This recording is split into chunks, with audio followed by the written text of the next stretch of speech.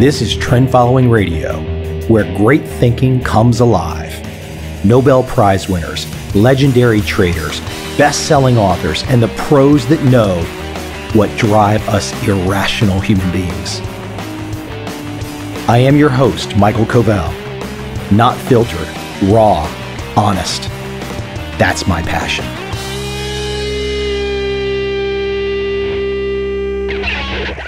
My guest today is Josef Marc. He is the CEO of Publica.com. Publica is a platform for independent author entrepreneurs to design and operate their own business models and make their books perennial sellers. This is the blockchain way around the entire traditional publishing world. So it's not surprising that someone like me would like this particular direction. I hope you enjoyed this very interesting and wide conversation. It's much more than for just us authors.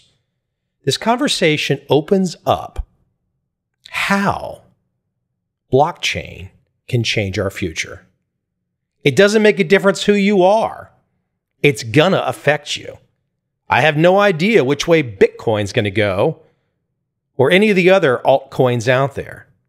But blockchain itself is going to absolutely be a game changer for all of us. That is, unless the big established players crush it all. I guess that could happen too. Oh, one quick note. There is some bonus material on this conversation. After my interview ended, we continued on for a little bit more. I think you'll enjoy that extra. Let me jump right in with my conversation with Josef Marc.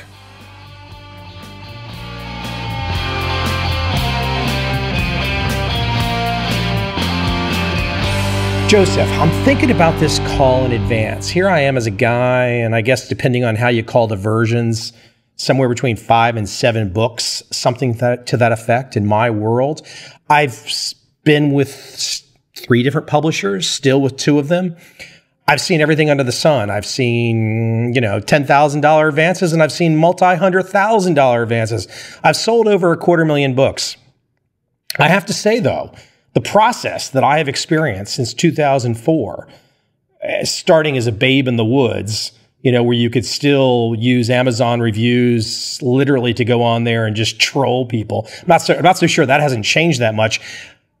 But it's an amazing experience when I look back on the last 13 years to see what I have learned and how frustrating it's been. I mean, it's been a freaking nightmare. Yeah, I've made some money off it. Yeah, it's been a nice claim to fame and all that kind of stuff. But it's been a royal nightmare. It's one of the most inefficient processes that you could imagine. Yeah, I had one really, really nice editor at Pearson, but most of the editors come and go like the wind. And then you get over the hump because you get these contracts on you that are not flexible. You get a bunch of 20-somethings that are rolling into these publishing houses who don't give one iota about you, the author, and they've got you over the hump. And here I am. I just laid out. I'm a guy who's had some success with this stuff, and that's how frustrating it is for me. My gosh, for a new person starting out today. Let's just start at that basic level before we even get into how you're attempting to solve the monstrosity that I just laid out on the table. And there's a lot more to what you're solving. I mean, you're literally going down every step of trying to reimagine this. What's your feeling, though, on this publishing take? Am I too far off, or am I completely in my own little world? No, I think if they're going to charge part of your revenue, they should do some work for you and make it easy for you. And I started in publishing in 1978. It was the same then, although back then the publishers had such a gatekeeper function that you were just grateful that they were willing to take your phone call. But I've always been thinking about that as, so what value are they bringing, and how are they helping the creative process and the marketing? It's still kind of like that, but now in the internet age, we have better tools, and we've got a lot of great advice. People like Ryan Holiday and his perennial sellers, one of my favorites. It's times have changed, so you don't have to do that anymore.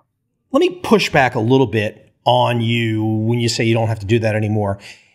We can still, anybody out there can go the self-published route. It's pretty easy to figure out how that's done. But these big publishers still have a lot of muscle. They've got contractual relationships around the world. with foreign publishers, with the bookstores that still exist, with Amazon. I mean, it does become, I mean, I agree with you in the sense that they do very little. I mean, frankly, as an author, I've got to make sure my book is perfect and I've got to sell my book. And the publishing company basically says to me, hey, give us a perfect book. Tell us how you'll market it. And oh, by the way, would you like 10 or 15 or 20% for doing all the work, right? Well, in some cases, they do have something to offer. You know, for example, HarperCollins could organize, you know, simultaneous press events in 7 languages around the world. They can do that. But, you know, they would do that mostly for their superstar authors. You know, none of the marketing functions go away if you self-publish. But you can, it takes a village is the way I put it. You can get your own team together, and in this day and age, maybe you want to, right? It's not that hard to find the people you want to work with, whether it's a marketer or an editor, an illustrator, even a publicist. I remember I was in rock bands for many years, and everything I've learned from rock bands, I think. It always takes a team. So get your own team together and take advantage of the tools that are there now. And I think there's a pretty good case that some authors have made that they don't feel validated unless a major name publisher puts their imprint on their book. I think it's a personal issue, but a creative entrepreneur, and like you are. Actually, I wanted to interview you because you've got quite a track record yourself. But listen, but really, when you're making a great point, doesn't it really come down to forget all this, you know, hey, the publisher imprint. At the end of the day, the world judges all of us based on what your Amazon sales rank is. Is that a fair assessment? 96% of the world hasn't logged into Amazon yet. But if you live in an Amazon world, then yeah, you know, Brent Underwood proved with $3 in 5 minutes how easy it is to get to be number 1 on Amazon. The imprint used to matter. It matters less now. Culture has changed. People don't really care who the publisher is because they do their own book discovery through their own. We're all getting good at search engines and social media and just networking in general. Let me map it out this way so I can just give a personal experience that we can start to imagine it being done a different way, and specifically some of the innovation path that you're going down. So I'm a guy for many years who has a blog, right? A lot of people come to read that blog, frankly, before there was even blogs, right? And so then after a certain period of time, I'm like, hey, I think I can turn a lot of this online work into a book. And I did. And I got a recommendation or a reference into a publisher, first publisher. The first book did well enough to where I hired an agent for the second book. The second book did well too. Then I didn't do a couple books for a couple years. And then I decided on a couple other ideas, and I've done a bunch of additional editions and all that kind of fun stuff, done audiobooks. But there's a lot of steps in this process. And so I am truly one of these guys that started with his own little platform, perhaps not as big as a guy like Tim Ferriss's or Tucker Max's, but in the same spirit, the absolute same spirit, just not the same scale. And that is still true to this day. And if I had to start over and I was going down the same path, it's still going to be the same type of things. You got to get some street cred. You got to get people paying attention. But and I want you to kind of start to open this up. You're seeing this now with the advent of blockchain. And this is where I really have to tear this apart because I need to wrap my arms around it. With the advent of blockchain, it gives a chance for publishing to be reimagined every step of the game. And I got to tell you, that idea alone, even though I don't fully understand how you're piecing it all together yet, your vision, just the fact that you're going down the path and there could be a possibility that a guy like me or the next Tim Ferriss, the next Tucker Max can avoid some of the stuff that I've lamented about, that's exciting as hell. It needs to be reimagined. When the internet came around, we reimagined publishing then, and the blockchain is equally powerful. You mentioned earlier with publishers and agreements in various nations. One of the things I love about blockchains is they don't know what country they're in. They just work everywhere. I'd like to, publishing has kind of two sides to it. One is discovery. Like you said, get a platform, build a platform so you can let people know that you've done something great. And the other is getting paid.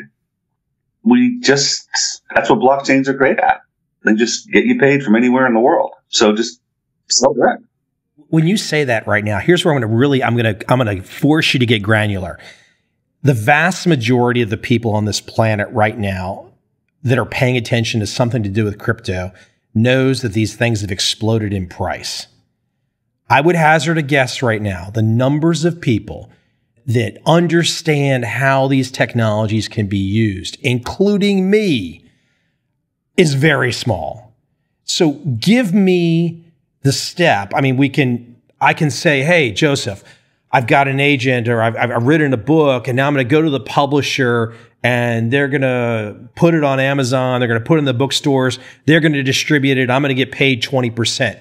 Okay, we're reimagining this now, and now we've got this thing called blockchain that none of us really have got a full grasp on yet. You tell us now, how does this change with blockchain, and what does it do? Give the audience that feeling of what's going to happen. What's the change you imagine? Well, if you're an author, the main thing that's going to happen is you get more of the money. We're hoping you can get 90% of it.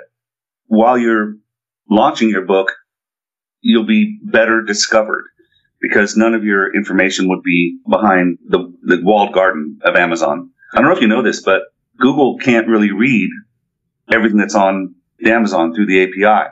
And, Amazon, of course, would prefer that, just your thumbnail appear in a search and then people go sign into Amazon. So that works for them, but what's going to change, right? More discoverability. And more money. But let me stop you right there so I can keep getting granular. I could self-publish a book right now. Okay, so I can go down that path. I know how to roughly do that. Connect the blockchain part, though. That's the part. I'm sitting here right now with this big question mark floating over the table that I want you to give me how that, okay, we can go self-publishing, we can go with the publisher, blockchain. New business models, right? So when you self-publish now, right, you click some agreement, right, online with whoever you publish with, or you sign a piece of paper. The blockchain, we can make any business model you want.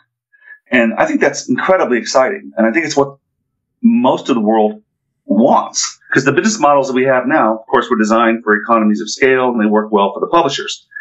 Let's just take, for example, you do public speaking sometimes. Suppose that the venue, instead of buying a number of paper books to sell at the event, they buy our read tokens. And now I have to introduce the word token, because that's what passes through a blockchain, tokens. And ours are called read tokens, because guess what you do with them? You read books. They could buy your read tokens in bulk because they know how many tickets they're selling, right? They could give them out with the ticket. Just one example. It goes on and on. Anything that you can think of, we can program into the blockchain as a automated contract. We talked earlier about it takes a village. Well, your editor, your illustrator, all the people that make your book great, you can give them a share of the revenue, up to a cap or perpetually as you like. That gets programmed into the blockchain. We don't have to parse all that money. It just happens in minutes. Every time a book sells in 1 copy or 1,000 copies, the money gets dispersed in minutes. I think that's pretty exciting. It's the contractual element that's really exciting, isn't it? It's the ability to, you just kind of proffer the idea of hey, okay, if I'm the independent guy and I'm launching my first book, I find an illustrator I want to work with, well, I can pay him his rate. But with the blockchain, you just opened up one big aha moment for me. With the blockchain, we can now contractually people a piece if we want to. As an author, if I say, hey, you know what? You do this really nice work for me. How about you taking a slice of it? That's a tremendous amount of flexibility, isn't it? It is. And remember that if you're doing this, as a professionally or even semi-professionally, the money involved in books, it's not the same as your personal money. I'm really surprised you said earlier that most people don't know that much about blockchain, but since we started, we're getting vendors and suppliers who would prefer to be paid with cryptocurrency. And I think that's great. Much easier for everybody. I just have to run the flagpole up and say, yes, even though I have some buddies that have made bloody fortunes on it, I don't know if I had to compare it to .com, I'd say it's summer of 1994 and the AOL discs are still going out in terms of like people. It's probably even before that, really. I mean, it's not universal yet. I mean, my gosh, we've still got people that are still having trouble, navigating their new phones and stuff. But keep going down that path though, because let's talk about, for example, we're steering clear. I'm a new author. I'm reimagining my participation in the marketplace. I've got this great new book that I've been working on, or perhaps it's just an idea. But let's say the new book is finished. I want to go and I want to distribute that book. Give me a perspective on how blockchain technologies will help the distribution and or discovery, I guess first the discovery of the book, versus me just having my typical platform right now, a blog, social media, etc. It's self-published. I could either ship it to them direct or I could have Amazon ship it.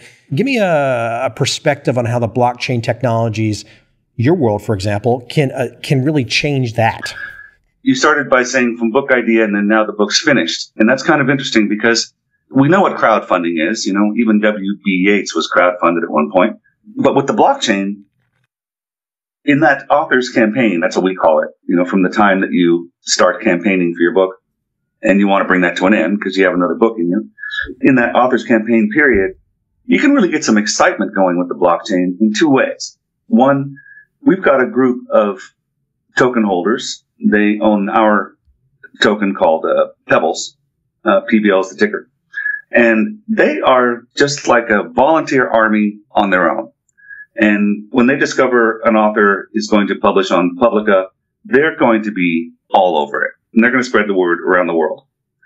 Second part of the discovery is you want to build discovery is not just whether search engine can find it. That's important, right? So Amazon reviews don't help much for search engines. But people get excited about the idea that this smart contract that you're going to place on the blockchain is like a progress bar, is what we call it, in the author's campaign page. You get in early, you get one price. You get in late, you get a different price. You can negotiate bulk discounts. The whole thing just turns into a party. And that draws in more people. There was a Forbes article during our own coin offering. She nailed it. It was all about how this generation and the younger generations, they see everything as something to get engaged with. But there's got to be something to engage with. And they love it. And that's what you want for book discovery. Engage them for a while. And that progress bar, there's nothing like it. It's so exciting watching it go, right? You can see there's an end to it. And you can see, how many books have sold and when the spikes were and what people did. It's really fun. One thing, I actually want to take responsibility for this. I'm not sure if it's 100% true, but in the summer of 2004, my first book came out. It was doing exceptionally well. It was like sub 500 of all books for sale on Amazon. But at that time, Amazon's review process was pretty much, if you want to go write a review, whether you've bought the book, have anything to do with anything, if you want to go write that Mike Coveil is a serial killer and then 10 million expletives, you could do it on Amazon at that period of time.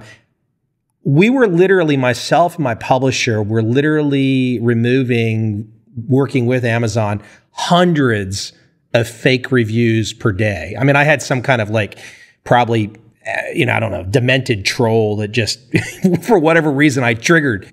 That's one really tremendous aspect of the modern publishing world, reviews. And I want you to kind of give as one element of this whole process, because reviews are a huge issue. It's been, the bread and butter of Amazon. But, sometimes these reviews, and everyone knows this, are just 100% fake.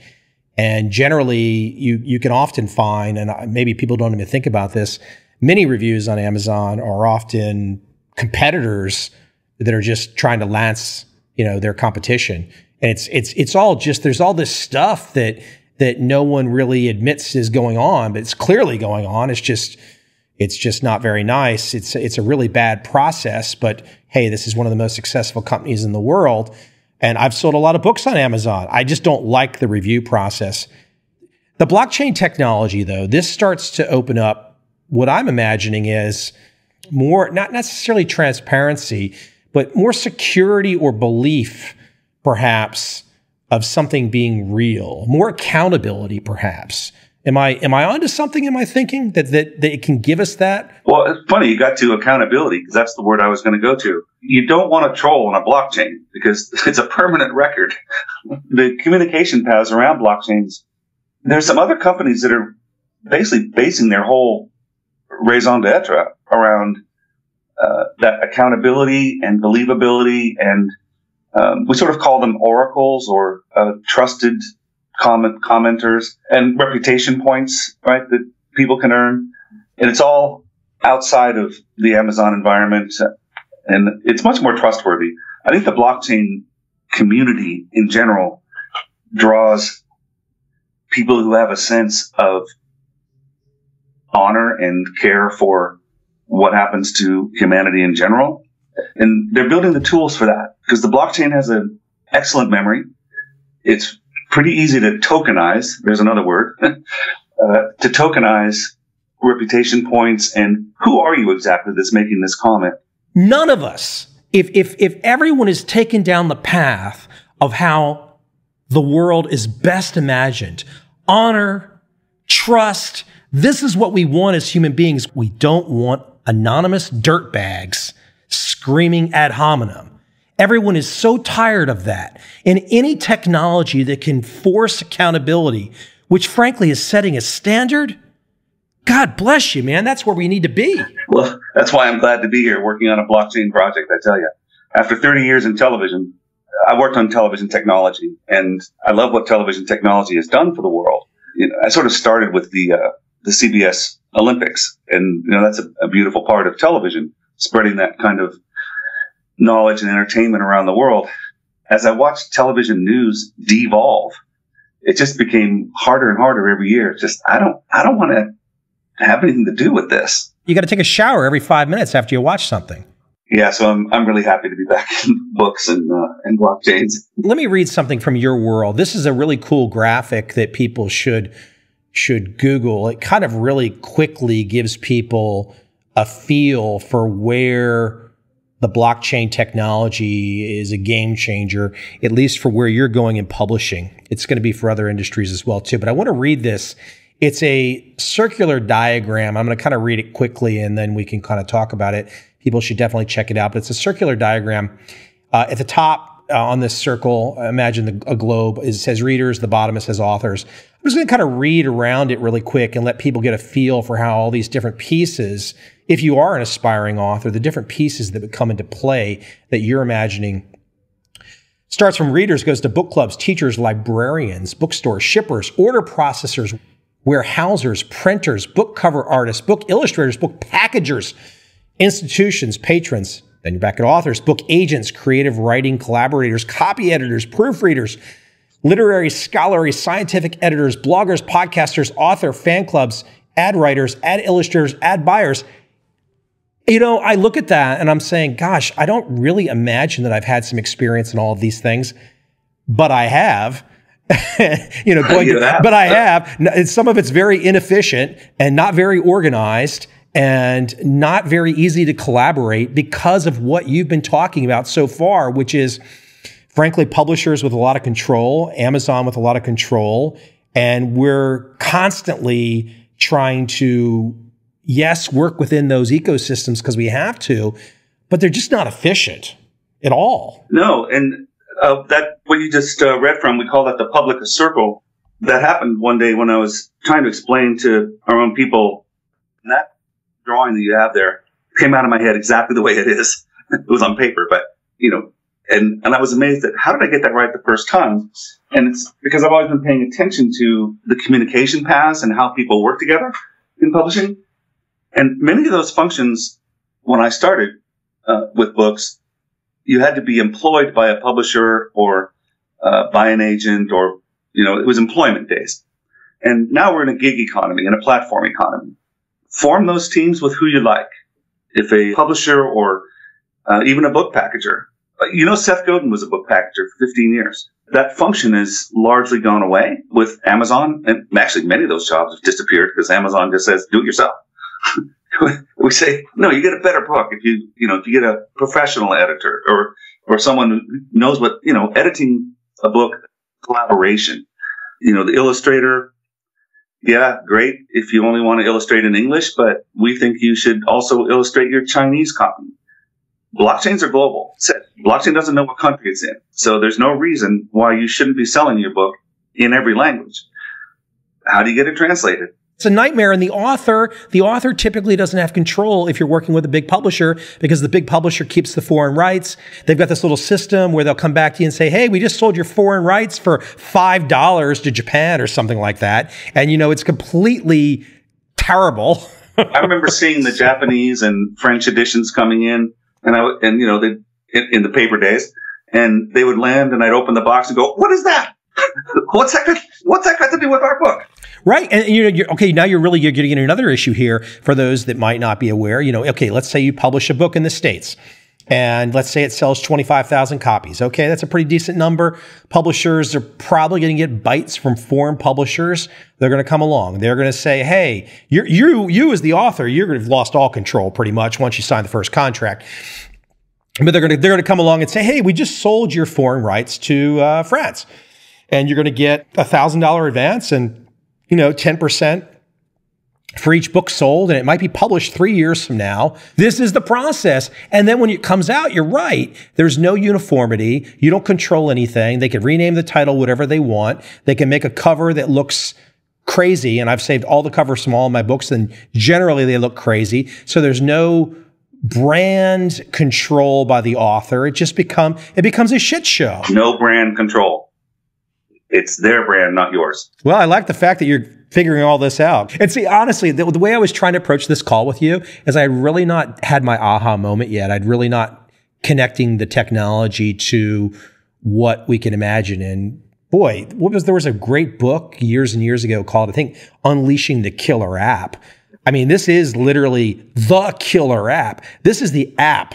This is the technology that kills a lot of big buildings in New York City that house certain industries that have to do with publishing.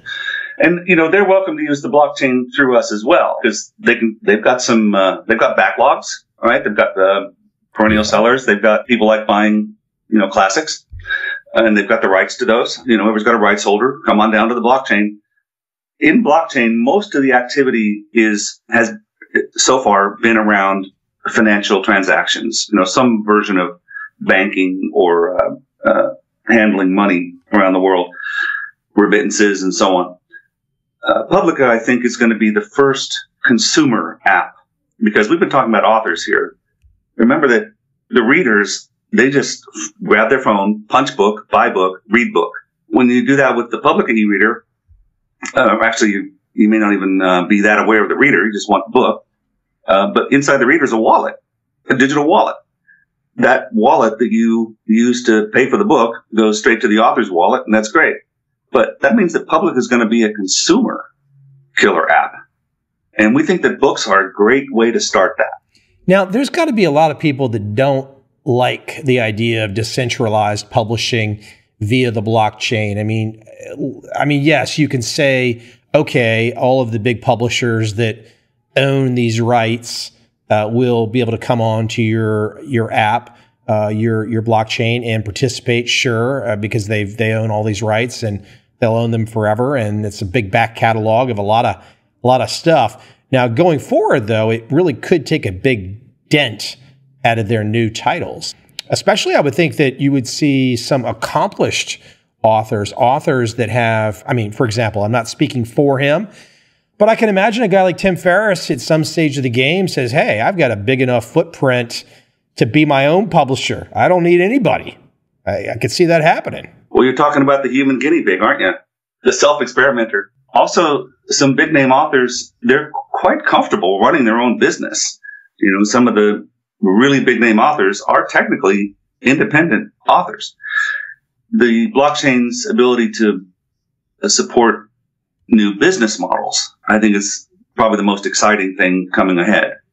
Is we don't want to copy Amazon. Amazon came up with their model, for the internet 20 years ago, and now they're selling spaceships or something. You could be eliminated tomorrow for saying that, right? You just don't know what kind of a Leviathan tentacle grip exists. You could be by going ahead and talking about the great Sith Lord operation, you could be taken out tomorrow. Well, I just want to point out that Amazon has guidelines for your personal behavior and what you say. And I just find that offensive. Yeah, okay, here's my counter to that. Anyone that thinks that that's a true statement, they'll go read the negative reviews for my books.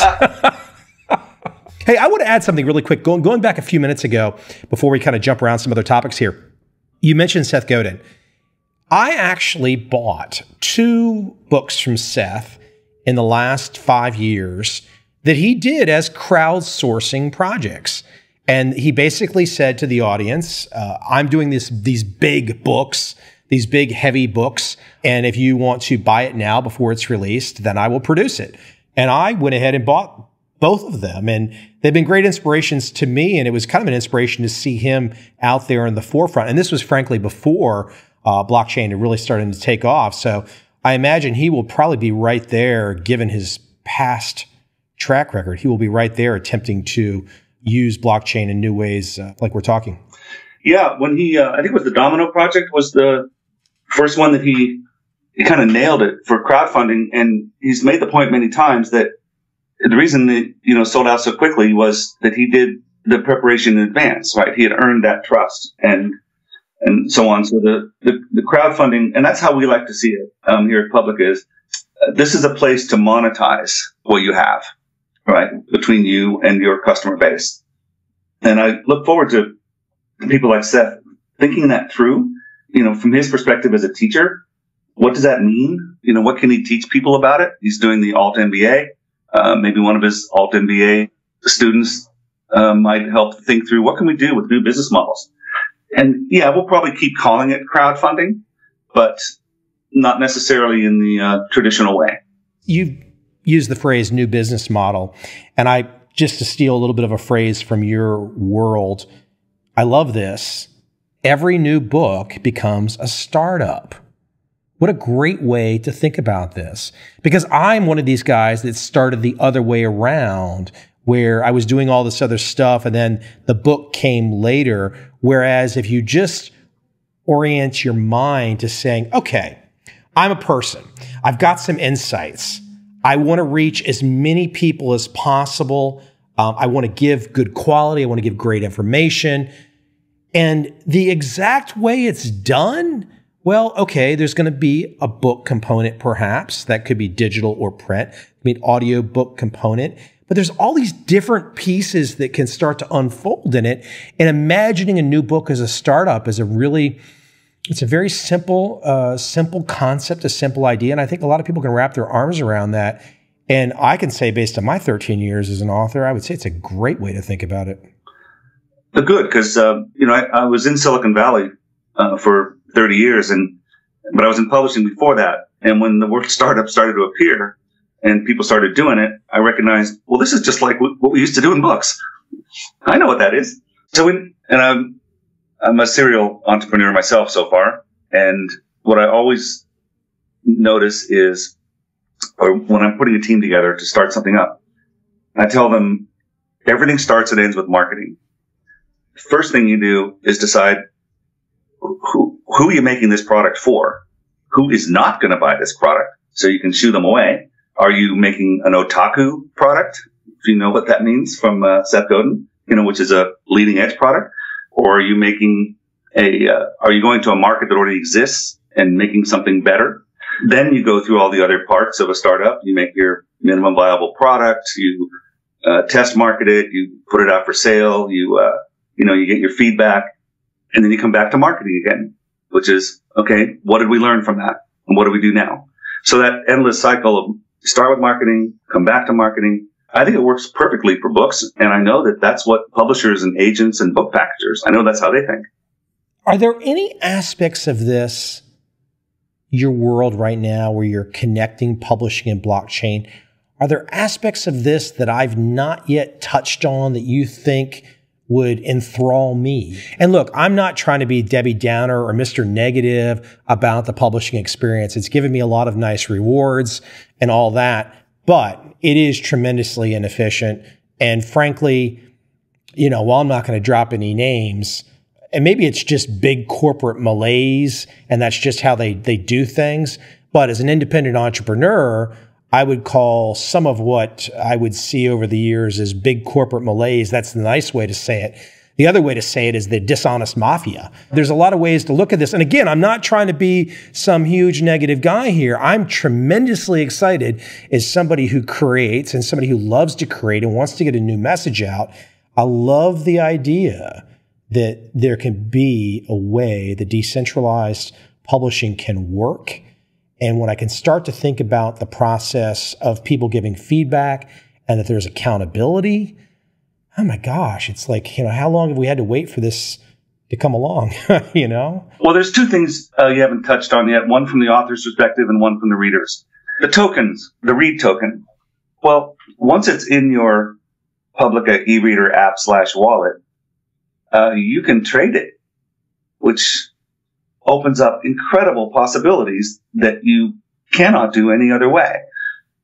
Digital rights management systems like Amazon uses, there's no trading. If you lend a book in Amazon, you have to lend it to someone who also becomes a subscriber, which is really just you marketing for Amazon. I can buy read tokens for my nieces and nephews at university, and I don't have to give them my credit card. I can buy the read token for them. And at the end of their class, they can sell that book to another student because they know who's coming into the class after them. And why not let the author have a percentage and let the student who sells the textbook have a sales commission? That's what tokens can do. You're really just outlining something that's truly fascinating, because what you're really saying is like, hey, here is a true market economy with rights protection and fairness. Because let's say, hey, look, I buy the book and then I want to give it to somebody. Okay, with rights management, I'm not keeping a copy myself. I'm truly giving it away in the spirit of, giving. I'm giving it away, or I'm selling it or whatnot, getting a commission. That just opens up Pandora's box for how this can all unfold. Publica doesn't own any rights at all, right? You're selling direct. There's nothing we could do with your rights, even if you gave them to us. They belong to the rights holder. Whatever you can dream up. That gets me so excited because, not only can authors get some resale percentage, which they could, but they also get the information. Even if you give away your read tokens, like say you give away 1,000 read tokens and then you sell the next 1,000 for one price and keep raising the price as they spread. That's much better than just giving away PDFs because you don't have any information about where they go, right? People email PDFs at other people. Read tokens, you have to give them to someone, and that transaction's on the blockchain. So the author gets to know who's sharing my book and when, and what did I do the week before that caused them to share my book. That's information that you want. It's fascinating. It's truly fascinating. I think it's just a matter of like, how quickly can all, not only your perspective and where you're going, but I think when all of us start to imagine blockchain being used in this way for distribution, for rights management, for contractual reasons, for whatever endeavor one is chasing, it allows a true market economy to start to flourish. And it just puts so much of the freeloaders and the tentacles that wrap around what we all want to imagine is a fair and honest capitalism. It really puts so many of those freeloaders at bay. As a side note, you mentioned some of your early career, and I always find this fascinating. I look at a guy like David Geffen, okay? David Geffen has made billions of dollars, right?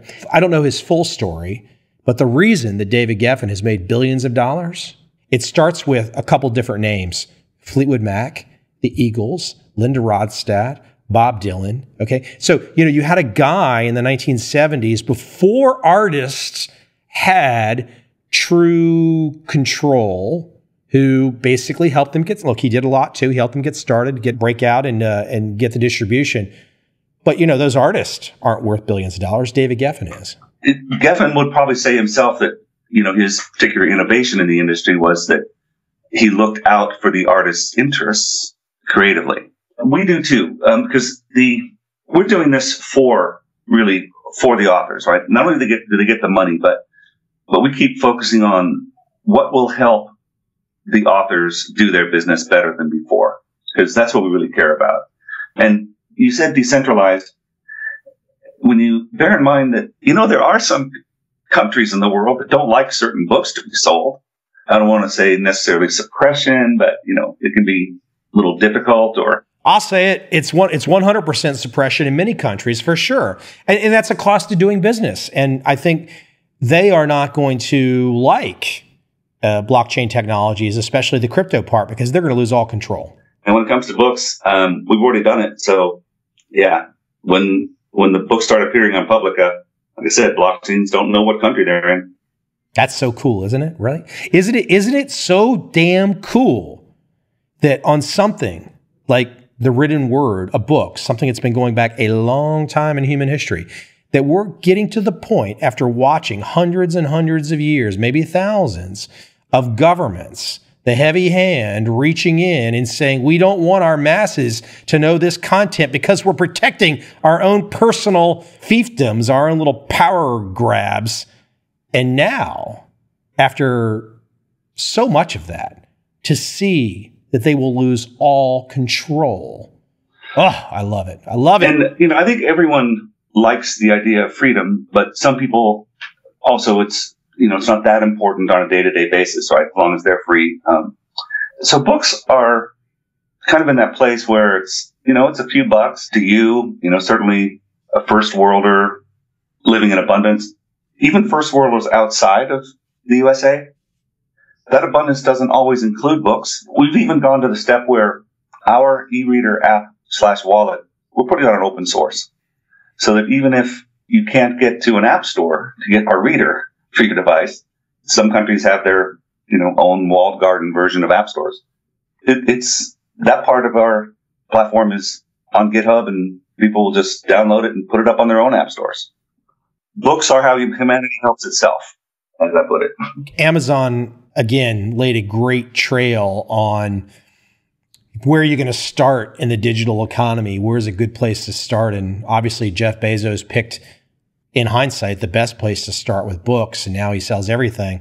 I don't necessarily feel that's what your direction is in the long term. There's enough of a business to be built around just in the publishing space with the blockchain technologies. But I have to say, you've given me a lot of aha moments in this conversation where I kind of like, it's hard to dampen enthusiasm where I want to say, like, gosh, I just want this. I want all of this to be 100% accepted, like right now, all authors. I mean, what author says no to this?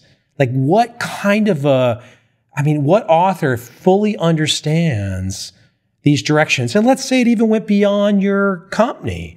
Just this idea of where you are going and what you are preaching. What author says no to this? What author just says, oh no, you know what? I'm comfortable staying in the big corporate embrace and making 20% on my books and having no control over anything. What author says yes to that? I think it's the ones who wish they had a job. I love that. That's so mean. That's so nice. It's very mean in a nice kind of mean way, Yeah. When I saw on the Amazon dashboard, they would withhold your taxes for you. I thought, okay, guidelines for your personal behavior. Never say an unkind word about them in public or in private, and we'll withhold your taxes. I don't call that being an author. I call that a job. A lot of people would like to have that sense of security, even though I think we know by now that it ain't. Yeah, I don't even like the word job. I mean, I would think that I've got two nephews in their teen years right now, and if I could preach anything to them, it would be like, hey, just don't even think about that word. I mean, it's the whole game has changed, and that generation gets to play with all these new technologies as they grow up. So it's going to be fascinating stuff. So tell them this. I have a blog post called "A Billion Storefronts with a Common Linkage." That's because why isn't everybody selling books? Even if you're not the author, why aren't you selling books? And, if you have any kind of enterprise going in your life, or 10 of them, why aren't you selling books? Right? You recommend books. Why don't you just sell it? If you're running a gourmet restaurant, why aren't you selling books? Just put it right on the bill, right? Maybe, what your chef cooks or whatever. Or a digital nomad, they're going around the world. why aren't they selling books where they go? Because they're the ones who know what a great book is, and they're there in person. A billion storefronts with a common linkage, and the only linkage that has to happen is the blockchain. And this all starts with you're working on building these great technologies to assist, but it really all starts with is the moment that everyone listening comes to their own personal Jesus, so to speak, that they are a personal brand. The moment they get there, aha moment, right? The longer they delay admitting that they're a personal brand, they're just delaying the inevitable, right? The fast everyone out there should be saying, I'm a personal brand. I'm going to distribute. That's just the way it is. That's life. That's life in the big city. And if you want to deny you're a personal brand, okay, but it's going to be against your own economic freedom. That's for sure. Freedom. And what's the point of of fighting with nature? I say just, use it, go with it, figure it out. You know what's so great about it though, too, is that once you decide you're a personal brand, then it's just like walking into a room. You walk into a room, you go to a party or whatever, the person that can carry on the conversation, the person that works the hardest, they get rewarded the most. And what's so nice about the blockchain is going to account for that where everyone can see that hard work. That's great. Yeah, the ultimate in decentralized discoverability. Some people actually call it the next internet because of that. It's a way to communicate. The internet, its underlying protocol is called TCP/IP, and no one thinks about it anymore. But it's running there all day. But TCP/IP has no memory. That's one of the things I like about blockchain is when you add the element of memory, it's exactly like my wife is from a small town in Norway, and the police don't carry guns. And you see them out there and, at parties and stuff. And I'm talking to a policeman and it's also the town where the television show Lilyhammer was shot, because it's like the opposite of Manhattan. So I was talking to a policeman about why, no guns. He says, well, I just don't need one. And, they can only make trouble. And besides, who's going to commit a crime here? And I realized everyone in that town knows each other. So, the worst case is a teenager's going to steal a bicycle, because people just behave better when you're going to run into people again. I love that because best imagine these technologies that you're in the middle of, that we all are in the middle of, is that when you can see, look, since the advent of the modern internet with zero accountability has allowed trolls, fake reviews, freeloaders, scam artists, every other zero in the world. And look, there's a lot of good people, of course, okay? There's a ton of good people out there doing great stuff. But this current system that we've all been experiencing since the mid-1990s has allowed the underbelly of the worst elements of society to often dominate, to often get the attention. And they shouldn't have it. And I love the fact that every damn nerd on the planet has invented something that can force that game to change. Yeah, those people, the ones that are so annoying, they're not going to like the blockchain very much. No. The thing I tell people sometimes, people talk about anonymity, right? Okay, so let's get over that. There really is no anonymity anymore. That's just over. I tell people I'm more anonymous being out there in public, because once you mentally allow yourself to say, you know what, my name is Mike, I stand for this, this is what I do, this is my name. Yeah, I'm not going to tell you exactly where I live, and you're not going to get my bank information, but here I am. I'm open. There's a lot of freedom to that, and there's actually some protection there. You can build firewalls around various aspects of your life and still be out there to be a known quantity, a known personal brand. We're kind of going a little off tangent here, but it is what it is. It's all in the same headspace. Joseph, we could kind of sit here and bat it back and forth across the table all night long. Where is the best place we can send people to check you out, more about your world, where they can get involved? Where can we send them? If you're interested in just sort of following the progress, my blog on Medium is probably the best place to go. If you know an author, definitely send them to publica.com. because there we have what we call the author's room. And there there'll be exclusive, not walled garden, because our DNA is everything can be found. It's sort of a room where authors are supposed to hang out with each other. And there's podcasts in there where I give tutorials about how to use the blockchain. Then if someone's already familiar with blockchain and they really want to talk, go deep, we have this group called the Publicans, that we call them. They're active 24/7 around the world. They have a Telegram channel. You can find them on social media. Just go to publica.com and click the T button or something, or just info and say, where are the Publicans? I want to talk to the Publicans. There's thousands of them, and they're brilliant. Joseph, you've given me many aha moments tonight. I'm a little impatient. I want everything to happen immediately. I wish there was a way. I don't know how much you've pondered this. We kind of talked about it in this conversation a little, with the big publishers having rights for so many authors. It's an unfortunate legacy aspect where it doesn't necessarily get any more easy when people have legacy rights on older content, stuff that still can sell very well. I guess I'm thinking about personal situations too, but I'm sure many other authors can think of the same thing. Be interesting to see if the technology, the path that you're going down, does perhaps get publishers to think a little less dogmatic, a little less unwieldy. If they can kind of like open up and be a little more flexible, maybe your tools will allow them to actually think a little more wide, because that's a huge roadblock. And maybe I'm just lamenting my own situation, but I'm sure many authors can think through the same thing. Well, the big publishers are already calling me, so that's good news. Yeah. Second of all, read those contracts. They probably don't say anything about blockchains. Wait a minute, because that happened to me when I was a musician. I saw the CD for the first time, and I thought it through. Long story short, I wrote a letter to all the record companies and publishers and said, you have no digital rights. If you want to publish anything digital, you're going to have to do that for free. And none of them did, of course.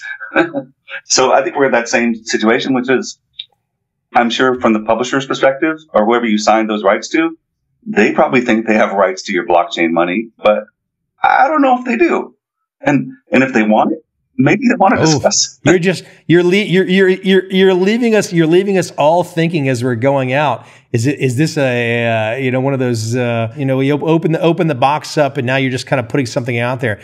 I'm going to have to go check contracts. I know they don't say blockchain in the contracts, but it's going to be interesting to see if they try to ascribe their wide legal language about digital rights to blockchain, and are they the same thing? That's going to be an interesting debate, huh? Yeah.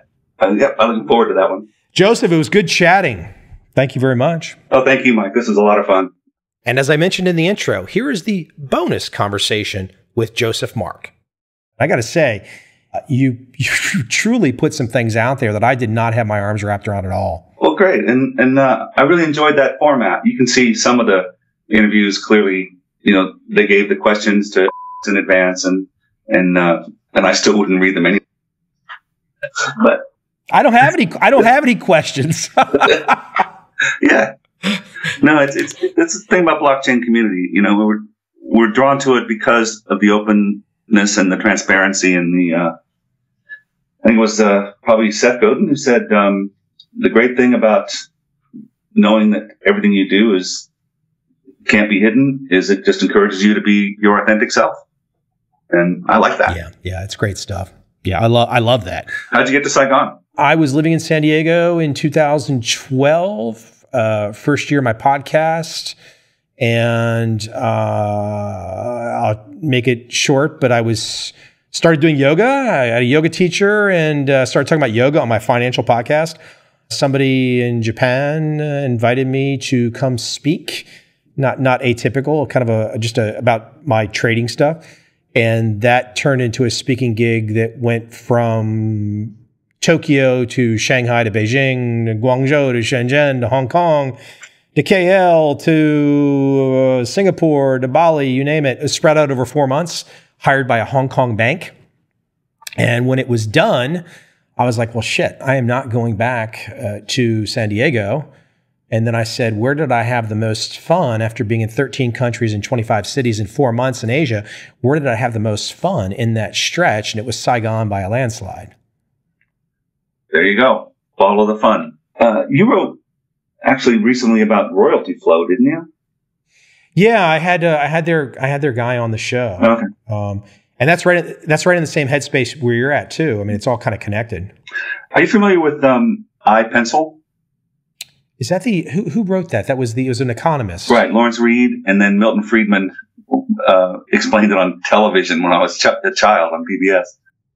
Well, hey, the libertarian bent runs through the blockchain community pretty tight. It's quite amazing that particular political ideology dominates blockchain, and it's truly fascinating that if it can keep unfolding as it is, while keeping perhaps some of these the rest of the partisan stuff out of it, and keep it in that kind of Mises, Rothbard, Friedman direction. That is all the more exciting. That's what I'm finding so far, because it's really the wrong place for totalitarianism of any kind, or authoritarianism either. Yeah, and it just doesn't attract them. So I think it's libertarians by default, and particularly the classic liberalists. What's so great about it, too, is it kind of forces the hand of everybody else, because it's such a cool ideal that even if everybody else is not so sure they want to play ball or participate, they like their own little fiefdoms that they already have, once this starts to take off across all the different ideas and concepts, it's going to force the hand of everybody else to play ball and jump in, I think. And I think that's the other aha moment I'm having in this conversation with you, is I wasn't yet seeing that, is that once you get this rabid community adopting a better technology, it's only a matter of time till everybody else is like, well, I want to play ball on that better technology too. Yeah, better technology and better behavior. Cory Doctorow's latest novel, Walk Away, is really inspiring to me, because I feel like that's what we're doing, is we're just walking away from the traditional ways, and those who want to will follow. And those are the ones we want to be with. I think that's what most of the people in the blockchain space are, just walking away, and they're assuming whoever follows is great. And those are the ones you want. And the ones who don't want to follow, well, they can continue to have their centralized board meetings and firing people. It's going to be really interesting to see how things unfold. You mentioned I'm a guy who was once paid $200,000 to write a book. I got to tell you, what a nightmare to deal with. I thought that would be the greatest thing in the world, one of the big publishers, and it looks good on paper, but now it's just dealing to try and get new editions done, which should be done, to try and deal with these folks. It's just a nightmare, because it's just a new army of 20-somethings showing up every month that I'm nothing more than a number, an accounting line. And it's just, it makes my skin crawl. And as they reach their economies of scale, why are there 20-somethings working there? I mean, people my age who know how publishing works, we're not dead yet. They're just firing us. That's all. They didn't fire me. Look, if this stuff that you're in the middle of, all these other blockchain different directions people are going, when acceptance of this is a game changer. Yeah. It's a game changer. I mean, because who has control in one of these big publishing houses or any big company? I mean, most people are just there doing what? Twiddling their thumbs? I mean, come on. The reality is, if you go to Apple Computer, they've got a little private room somewhere with 20 engineers and Johnny Ivy, and they're the ones that do all the work. Everybody else is just shuffling paper. Yeah, and, throwing spaghetti on the wall, hoping they get lucky. Yeah, but I mean, it's like, these big corporations, the blockchain, what will happen one day if a company like Apple just says, hey, we're going to jump full into blockchain, and, they've got all the IP and the small group that does all the inventing, and all the other stuff as support staff, that could all be blockchained out to somewhere else. I mean, it's amazing what can happen. Can be and should be. I think you've spoken to Jason Fried before. I'm an ancient Basecamp user, and I totally agree with him from my own experiences. As soon as we pass 25 people in the company, I start to get nervous because I'm trying to remember people's names. We get to 50, and I say, can we stop now? Why do we need 51? What are we doing that requires that? And in Publica, I don't think we will have to go past 25, but if we do, it'll be in customer support, hands-on customer support. Right. And that's a perfect thing for the blockchain because, it should happen in all languages. I'm not interviewing people in Chinese, so, or Korean, Japanese, I speak several languages, but not those. So those people are going to have to be community chosen, and we're already getting some practice with that.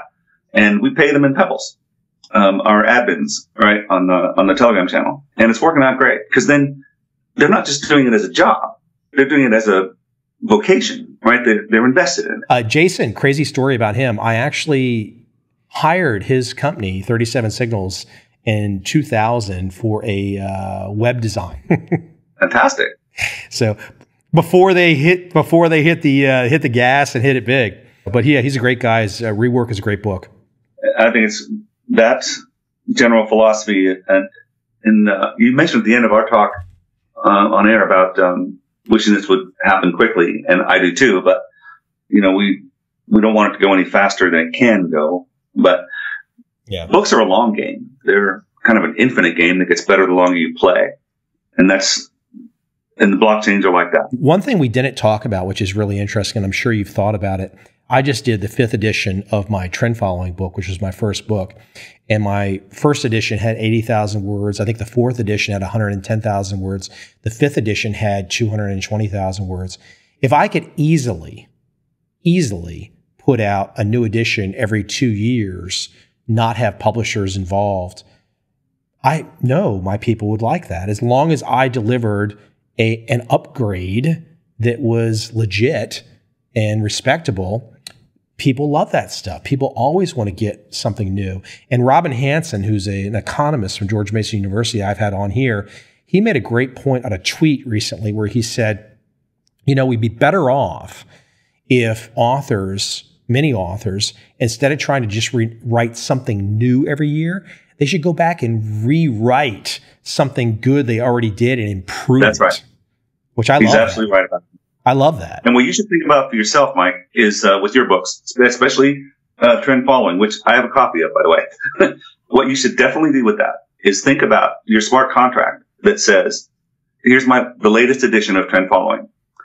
Turn in your read token for the previous edition at a certain percentage of the price. So It's cheaper for them, right? And that encourages them to read it again. And Trend Following is one of those books that should be read more than once, by the way. I'm still fascinated that by the year 2000, working out of a single-family house in Virginia, I had clients in 70 countries. 70 countries that had bought training from me that was priced at over $1,000 with basically no overhead and spending no money on advertising. That was 17 years ago. So I've been feeling, this global feeling for most of my adult life now, right? And now I'm seeing the technology. I mean, I was like hacking it. I was kind of like, a hack of, a stumble in hack to this world. But now it's like, walking out with these technologies, it's like saying all the things that I kind of stumbled into as an early adopter and hacking my way in is now being fortified with technology that just is like game on. You've got an idea and you want to reach everybody. You want to have clients in 100 countries overnight? Boom, here it is. I was talking to an author in Portland, Oregon, and she said, well, my book's already for sale in some number of countries. And I said, oh, really? She said, yeah, I clicked the box at my Amazon dashboard. I said, oh, really? So I VPN into India, where they speak English, and read the kind of books she writes. And I logged in, and I said, okay, let's find your book. It's not there. I mean, like right now, I had someone reach out to me the other day, a local Saigon conference organizer, and he was asking, and he said, well, we need to do a translation. You need to do a translation. And it's kind of a nightmare right now. It's not easy to get that done. It's not easy to find good translators. It's just. Here's another tip for you. I can't announce the company yet. They have to do that themselves. And we didn't talk about translation on air, but we're really going to make a difference in translation because Again, how do you incentivize translations? And how do you judge a translation if you don't speak that language? And how do you know the cover makes sense and isn't offensive in that language?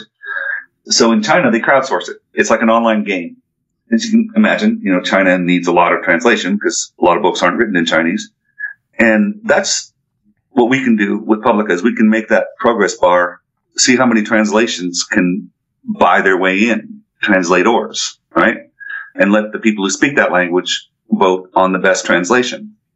I'm just kind of, I'm a little bit of a loss for words because it's like I go through all these experiences for over a decade, watching all this unfold. It's quite amazing to see that a personal brand now can potentially have leverage like no other time in human history. That's exciting as hell. That's exciting as hell, really. It really is. That's why I'm really glad that Publica is not, when I say, billion stores with a common linkage, yeah, if you don't have an ISBN number, we'll give you one of ours, which technically makes us your imprint if a bricks and mortar bookstore looks you up in the database. But it's still your brand that's selling the book, not us.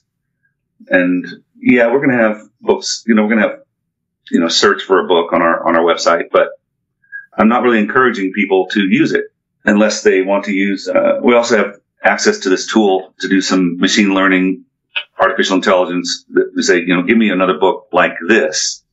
Well, how does Amazon do that now? Well, first of all, if you're searching for a travel book, they're probably trying to sell you luggage and travel socks. But the review system, yeah, I'm not buying it. Machines are much better. They can, like Pandora, right? The music thing. They can read your book and they can literally tell you other books that are like it and why, right? So you can tweak the parameters. Well, I want it like trend following, but I'd like it to be something that has a little more Antonopoulos in it. Machines can do that. After going through the process of writing essentially a blog from 1996 until 2004, 8 years before my first book, I knew one thing as I put my first book out. I didn't do it as a kind of a word stuffing type situation, but I knew doing my first book, even though at the time, putting that together 2002 to 2003, at the time it was not available, I knew that every damn word that I put in that book was going to be searched and indexed by somebody at some point in time. Yeah, Google tried. Of course, Amazon and the big six managed to shut them down. Google's motive was they just want to organize the world's information. And so Google Books, the indexing job, and kind of fell apart. Google Scholar's doing all right. When we opened our website, Google called me like 3 days later. Of course, they know everything, right? They're Google. And they said, do you understand what you're doing? And I said, yeah, I think so. We're trying to make sure that everything that happens in books is where you can find it. And they said, thank you. Hey, I better let you go. I'm just looking at the clock here. It's 10:30. I'm having a fun time chatting. We'll catch up another time for sure. Like to see how things shake out. I'll get all this cleaned up and let you know when it's up live. Yeah, I'm sure we'll meet again down the road, Mike. I really appreciate it.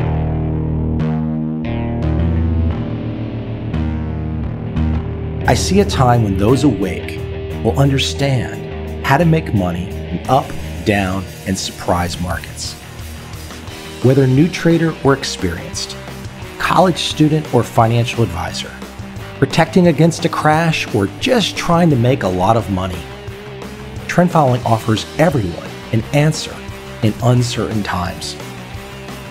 To get started immediately, send me an email, michael@covel.com. I will send you the right trend following steps to take along with my free video. But if you want to buy and hold, trust the government and trust Wall Street, this is absolutely not for you.